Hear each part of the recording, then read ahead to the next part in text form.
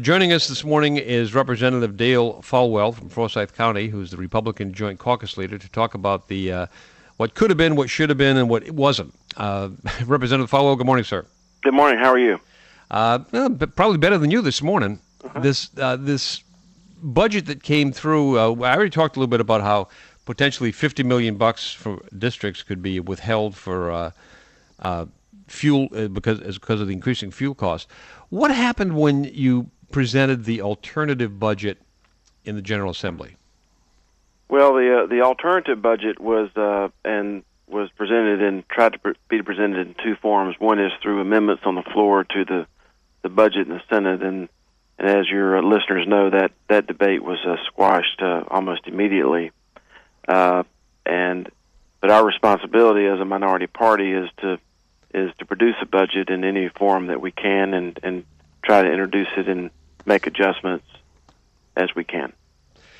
This is one of the unfortunate realities of the minority, but usually, at least in conference committees, folks get together and talk about this stuff. The impression that we get on the outside is the Democrat leadership basically blew you guys off, didn't even want to hear any alternatives. There weren't any. There were no options to run amendments on the floor of the Senate. I serve in the House, but am well aware of what went on there last week. And the unfortunate thing is that, as your listeners know, there are two major parties in North Carolina, Republicans and Democrats. And even as bad as 2006 was in some respects, and years before, there actually been more people, citizens in North Carolina, who voted for Republican members of the House and up until last year of the Senate than there were Democrats. And we feel like that our alternatives to lower the cost of living and doing business in North Carolina and offer plans to run a more efficient state government are things that not only that we have obligations to do as sitting members of the House and the Senate, but that the citizens actually voted us in to do. Now, I know that last year when the legislators drafted the budget, it was a 2-year budget, and they did their pro forma on certain assumptions that obviously went sideways. I mean, they were projecting diesel fuel was going to be like $1.69 a gallon, and it's a little more than that now. Mm-hmm. Those are unintended things, but still the reality that what you're facing is a $34 million hole, $34 million short that local taxpayers have to fill somehow. So, how do you bridge this kind of gap? Well, the hole is even larger than that when you look at the unfunded mandates and the things and the responsibilities of the state government that aren't being addressed at all.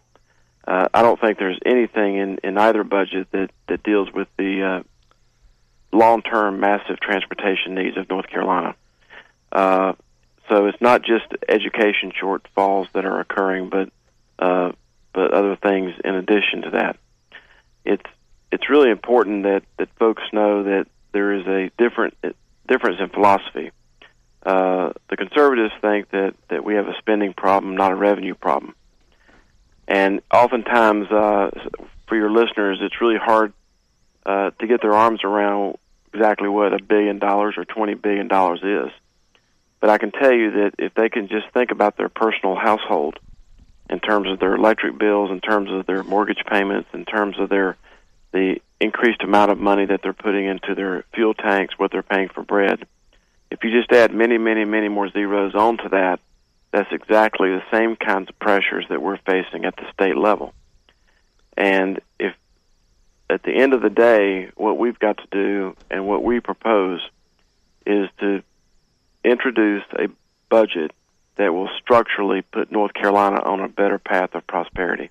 I think the most unfortunate thing is, notwithstanding the routine partisan rancor, which most reasonable people think is not a healthy thing, that given the dynamics of the fuel cost impact on everything, that Democrats would actively be seeking, alternatives to solving the problems instead of, because you're the other team, it's us against them, and that's just unhealthy for the state.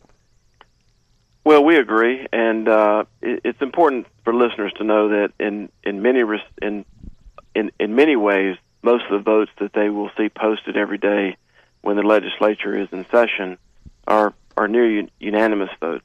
There's a lot of things that come through the legislature that are nearly unanimous that have to do with what's good for all North Carolinians. But on these larger issues, there are great differences of opinion. The first one really starting with the amount of debt that the state has. It's ironic. I was meeting with former Governor Martin a couple of months ago, and the debt service, which your listeners are familiar with because it's the amount of money they send out every month to pay not only the interest but also the principal of what they owe somebody for, whether it's their house or their credit card. The debt service of North Carolina this year is now approaching what the entire debt was of the entire state of North Carolina back when Governor Martin was the governor. And that's just 1 year's debt service.